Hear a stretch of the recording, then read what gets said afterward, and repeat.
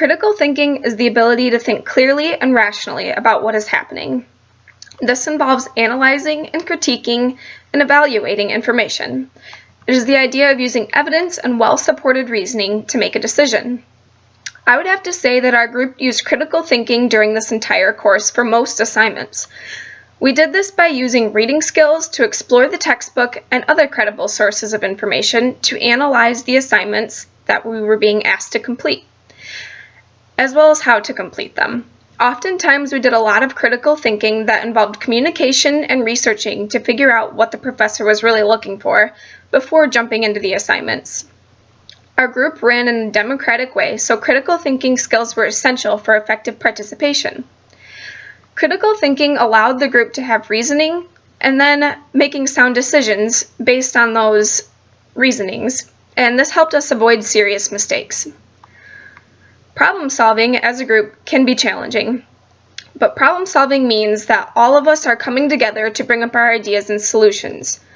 A group can ultimately be more effective at solving a problem than one person because multiple people are bringing up their ideas rather than just one person having only one idea. Then they can be thought upon and decided upon as a group. The problem that our group had was that we had to work with only 4 people instead of 5.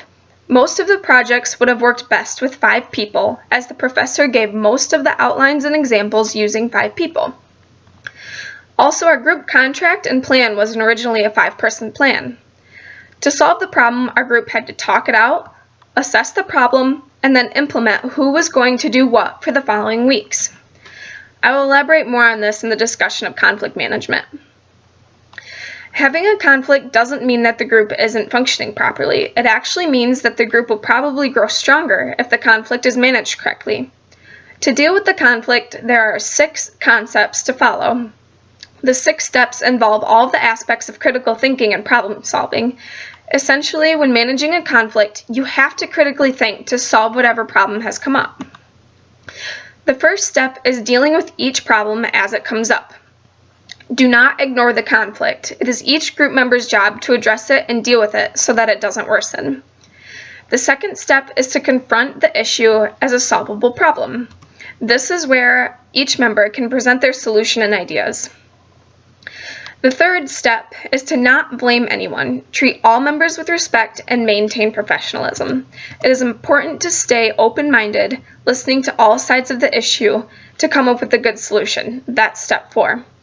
Step 5 is to understand what's going on and make sure everyone else is on the same page as you are. This will help you bring up the best solution. The 6th step is to brainstorm. Once the solutions have been considered, brainstorm how each of these will affect the outcome of the group. As an example of group conflict, our group has a very specific example that happened to us. Like I mentioned earlier, one member of our group was distant and lacking participation in the beginning of the term. We started with step 1 by confronting the issue as soon as we noticed that he wasn't participating. For step 2, we knew that the problem was solvable, or at least we hoped it was.